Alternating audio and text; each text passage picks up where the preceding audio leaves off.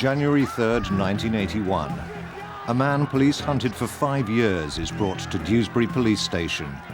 Peter Sutcliffe won't kill again, but his reign of terror lives on.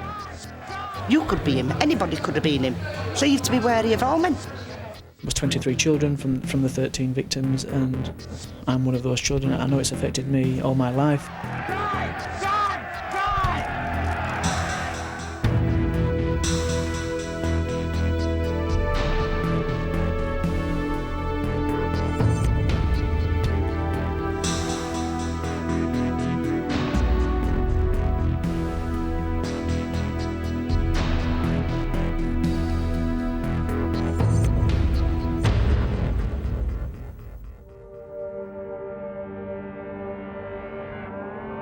"13 murders, 7 assaults.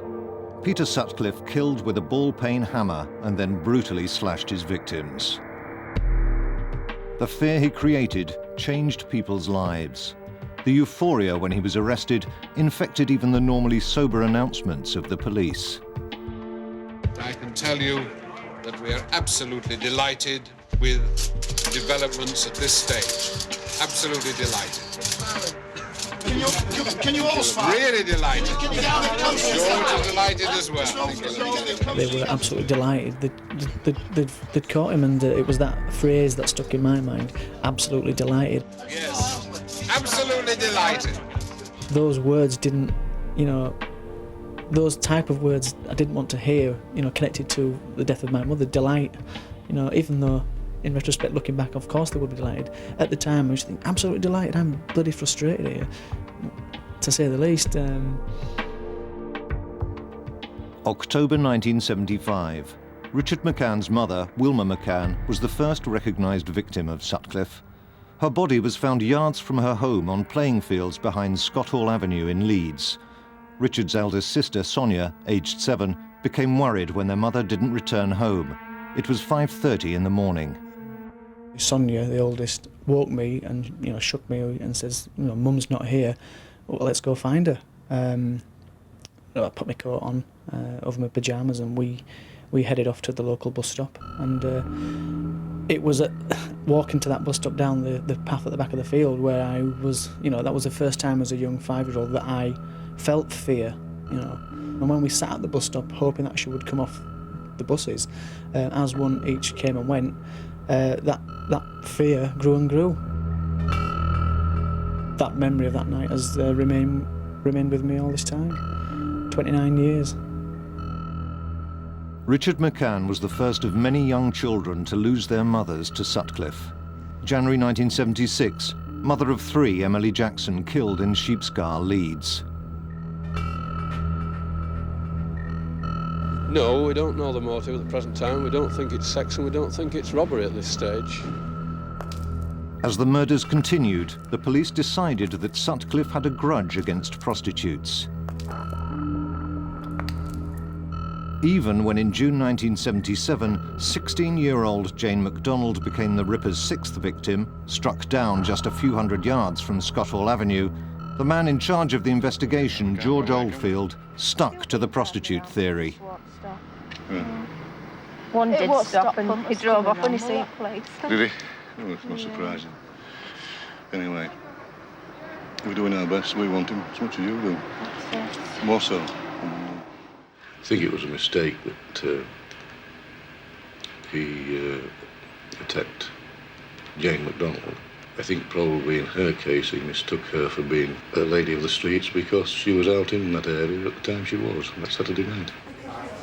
But women knew that all women were at risk. Marilyn Webb reported their views for Calendar after the murder of MacDonald. Do you feel that it's any woman's target? I think so now, yes. How do you feel about the Ripper being on the loose? Oh, it's a terrifying thought. Because the last lady got attacked up in Parkman, which isn't far from where I live. Yeah, well, everyone thinks, well, she might be next, and I thought it were her that, caught last time and everything. Everybody's really frightened about it. Someone somewhere must know who we're looking for. The next victim could be your wife, your daughter, your sister, or your niece. A quarter of a century on, and women still remember how for years the police mislabelled Sutcliffe as a killer of prostitutes. To start with, I think he just targeted prostitutes because they were out alone at night. Yeah, well, they were easy targets. I think he just had a thing against women, and it were them ladies that were available through the night. It come over that this Jane MacDonald had been murdered. I come from Chapeltown, me, originally. And I was friends with her sister. I thought, I'm sure it is. And then when the dress come that she lived up Scotland and everything else, I thought it bloody is. And like, I thought Zernable, he hinted at prostitutes because she won. Now, a lot of girls who are walking in the streets of Leeds in the night time, whether they're in groups or singly, are carrying small pocket alarms rather like this one. Now, the alarms that are on the market often make a different tone, but apparently this particular model is very popular in this part of the country. Now, it makes a very distinctive sound, and I've been asked by the nurses in Leeds to demonstrate it for Calendar, so that if you hear this noise, then you'll know what it is. It's a cry for help, and this is what it sounds like. And then we come into those who died. Clive Entwistle and Paul Dunstan prepared a documentary for transmission on the night Sutcliffe was sentenced. They'd followed the case since the very first murder. As the death toll mounted, terrifying rumours spread about what he had done to the women he had killed. To the women of the north of England, it seemed as though nothing short of a monster was on the rampage. The fear that pervaded the whole of this area, Leeds, Sheffield, Bradford, up to York, all this area was immense. Yes, I don't think you can underestimate that feeling of panic. I don't think you go as far as to say it was hysteria, but there was real apprehension among the female population. People talked about their own husbands, boyfriends, shot them, in quotes, to the police, in the belief that was there a possibility that he or she, my own wife, checked out where I was when one particular murder took place simply because she thought he wasn't home that night. Where was he? What was he doing? And I think that was the level of fear. That photo fit they did of him looked just like my husband. I didn't even trust my own brothers. I was watching his work clothes, I was watching the clothes he were coming back from nightclubs in, and everything, because you trusted nobody. You didn't know what this bloke looked like. It totally put you off going out alone. You're so frightened. The most frightening part for me was when I changed my job, because I worked in Leeds and then I started working in Batley on nights, and I had to get to the bus, which was quite a long walk away. And if a man were walking at the back of me, I totally froze. And it was like, to get to work, it was like, I'm here. Just to get to work, it was terrifying at times. The tally of murders continued to rise. Bradford, Huddersfield, Halifax all became hunting grounds for Sutcliffe. Pressure on the police's failure to catch the Ripper grew. They began to cover up the facts. Detective Superintendent John Stainthorpe investigated an attempted murder in Ilkley. That clearly was a Ripper attempt right from the word go. A ball-peen hammer had been used. And I was told to take charge of the investigation. And when I attended the first press conference, and I was told not to put it down as a Ripper attempt, and I was bound to obey. I did this, of course. I can understand the logic behind the request. They wanted to keep the pressure down. But in doing so, I was conducting an investigation really with one hand tied behind my back. But the police couldn't keep hiding Ripper cases from the public. April '79, the total reaches double figures. Then George Oldfield thought he'd got a lucky break. The infamous hoax Jack tape fell on his desk. Oldfield was convinced he was listening to the Ripper. I'm Jack. I say you are still having no luck catching me. I have the greatest respect for you, George, but Lord, the only time they came near catching me was a few months back in Chapeltown. I was surprised when we went down that road of the Geordie accent. I thought it was not the way to go, but nevertheless I was not in charge. Before, we know we've been looking for a man. And there are literally millions, and we didn't know where he came from. But now that we can localise the area, the field is not appreciably, as I'm sure you must agree. We had voice experts, we had psychologists, psychiatrists, you name it, we had them. We had 2 forensic scientists attached to the inquiry for months and months and months. And quite frankly, it was an expensive operation that didn't take us any further whatsoever. I see you are still having no luck catching me. The tape was played in pubs and clubs, factories and cinemas throughout the region. I was working in a shoe factory in Leeds at the time, before I went to work nights, and they even played it on the tannoy there. Really frightening, it was eerie. And to do what they did, so that everybody could listen to it. It would be forever broadcasted anyhow, nearly every news, it was there. It tormented your head, did that tape. The strongest memory of it was being taken to the local Liberal club by an aunt and uncle, and on a weekend, and just out of the blue, this tape was played over the tannoy system. You are no nearer catching me now than 4 years ago when I started. I can remember it. You are no nearer to catching me now than you were 4 years ago. Those were those words. I remember it. And when he talked about that 4 years ago was the night Mum died. September 79. The police investigation into the hoax tape had foundered. The killings continued. Whiskey Mike 1 to control, yes, it's Oscar, Whiskey, Yankee. Every man in the region was a Ripper suspect. Go in, lad. What do you do for a living, Mr. Parker? Engineer. Victor Yankee, Yankee, 293 Golf. Where would you be about a fortnight ago? Monday night. Oh, I'm not Jack the Ripper. Jack the Ripper. I'm not. The sheer scale of the Ripper inquiry contained the seeds of its own failure. If, for instance, we were told that the car was a white Volvo and we had no registered number, then we could check in the index and look under white Volvos. Could we just have a look at it? Yes. There was so much paper.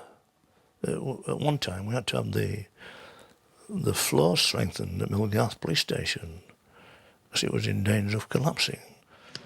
All these cards in this system now relate to Volvos, and it would be a matter of looking through to see if we could find one of the relevant colour to start with. Having found the colour, we can establish the registered number from this card. We'll go to the relevant box. The filing system had got so cumbersome, there's no way they could cross-reference all those card indexes for people, let alone all the car numbers that they were taking, going through the prostitute areas in West Yorkshire and South Yorkshire. It was just the fact that the system in those days didn't allow the right hand to know what the left hand was doing with this enormous card system and this mountain of information. We have in the system at the moment somewhere in the region of 160,000 vehicles. The names in the main index is in excess of 250,000 people. There was so much weft, as we called it, that had to be recorded and logged in a manual system, which is extremely time-consuming, and it hides the genuine information that you're seeking so effectively. Peter Sutcliffe's name was lost in this system. Over 5 years, the police interviewed him 9 times. He didn't even get near the top 100 suspects. One man was a prime suspect.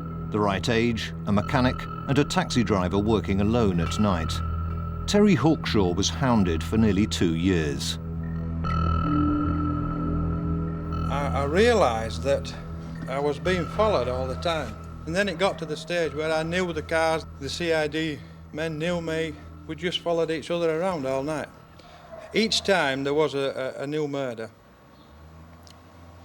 The next day or the day after that, they'd be knocking at my door. And they search my house and search the car, take the carpets out. One of the top detectives, we were called Oldfield, and he was sitting across the desk from me, and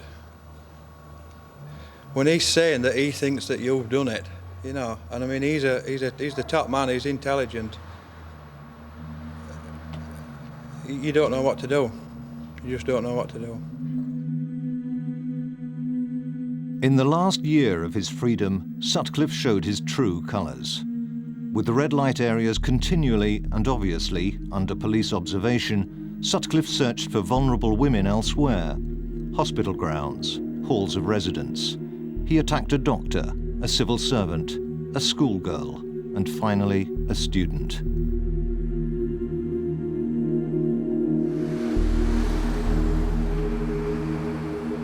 Headingley in Leeds hasn't changed a lot in 25 years.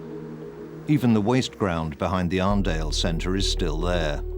In November 1980, Jacqueline Hill, a student at Leeds University, was dragged there by Sutcliffe to become his final murder victim. The public response following Jacqueline's murder has been enormous. There's been a steady stream of fellow students from the Hall of Residence in Headingley, where Jacqueline lived, offering information about anything they saw on the evening she died, and the police switchboards have been jammed with calls. Jacqueline's death has reinforced fear and anger among women in this area. Women's anger spilled onto the streets, resentful that many saw the way women behaved as part of the problem. Police attitudes were slow to change. It certainly did appear to be taken more seriously once someone who wasn't labelled as a prostitute was killed, which is disgraceful really. But what happened then was that it appeared to become a contest between two men, George Oldfield on the one hand and the so-called Yorkshire Ripper on the other, as if women were somehow not there as part of it. We were just being told to stay indoors after dark. Putting a curfew on women was an affront to many. Protest marches attracted hundreds. About 500 of us gathered that night in City Square, and we marched along Boar Lane and up the hedgerow, and a breakaway group went into the cinema where the film Dressed to Kill was showing. Now, this is an appalling film that really encourages the audience to think that it's women's fault if they get raped and murdered and assaulted. It's dreadful and presents it as titillation. So a breakaway group went into the cinema, threw leaflets in the auditorium, shouted, made a noise, ran up and down the aisles, generally disrupted the proceedings. We got the impression that the police just thought we should stay at home, be victims, accept a victim status, and not be actively involved in trying to, in any way, challenge or prevent male violence. For the West Yorkshire Police, the demonstrations were a nuisance, a distraction from the Ripper inquiry. In truth, they weren't getting anywhere, and they weren't going to get anywhere. January 3rd, 1981. Two coppers patrolling Sheffield's red light district saw a woman get into a car. They checked the number plate. It was false. He walked over to the car, talked to Peter, who made some lame excuse, and then got out and said, "I'm going for a pee." And I think it was the young rookie policeman who saw him go to the back of the car, take something out and walk up to a nearby building. And what he'd taken was the hammer he was going to kill this prostitute with. Ironic, isn't it, that it's South Yorkshire Police, in fact, that caught him, decided to just have a little look and see whether he had actually been for a pee. That's right. And that's when he found the woman. That's when, yeah. And that's when they realised they had actually got him. And he walked into the police station, went along and said, "Look what I found." The finding of the ball-peen hammer and a kitchen knife sealed Sutcliffe's fate. Sergeant Ring and Constable Hyde had nicked the Ripper. There was euphoria with an edge of disappointment. Oh, it was a wonderful feeling that it'd finally been nailed, but it was not very self-satisfying that all the hard work and great efforts by the West Yorkshire Police had been to no avail, and in fact he was caught purely by chance by officers from another force who did a good job, but it would have been nice to have nailed him in West Yorkshire.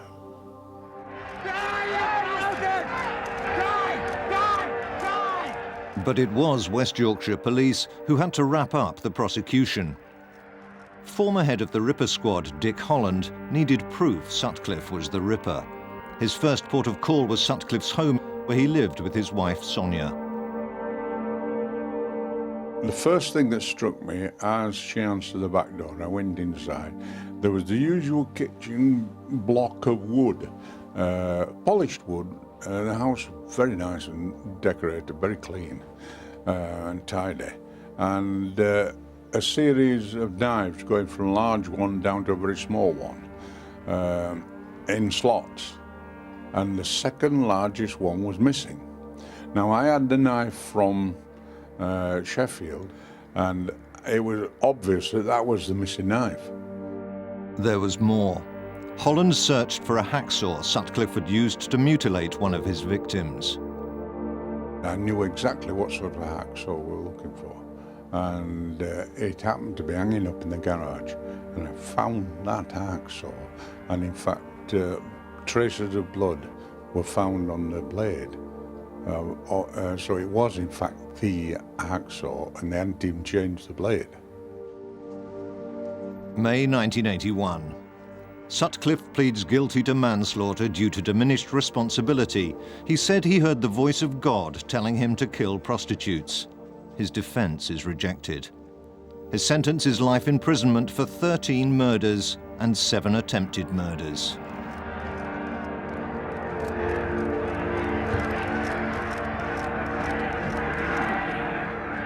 It was as if he were going to go on forever. I don't think anybody thought he were ever going to get caught. Even when they caught him, I was waiting for the next murders because I did not believe they had him. But as time went on and time went on and time went on and there were no more of these murders, you thought, God, they've got him. But it hasn't left you not scarred. Even now, I will not walk up anywhere in the dark on my own. It's just there. Even if I had to go like from my house to her house, I'd get tapped there. He lives with you, the fear still lives. If anybody had seen Peter Sutcliffe in a pub, they would have never, ever, ever dreamt, because they ain't got murderer stamped on their head or out, have they? Anybody could have been him. So you have to be wary of all men, unfortunately. But you have. You just can't trust them. There was 23 children from the 13 victims, and I'm one of those children. I know it's affected me all my life, and I dare say I know it's affected my sisters, and it will have affected all the others. And their children as well. You know, it will go on and on. Like ripples through a pond, it will go on for generation after generation.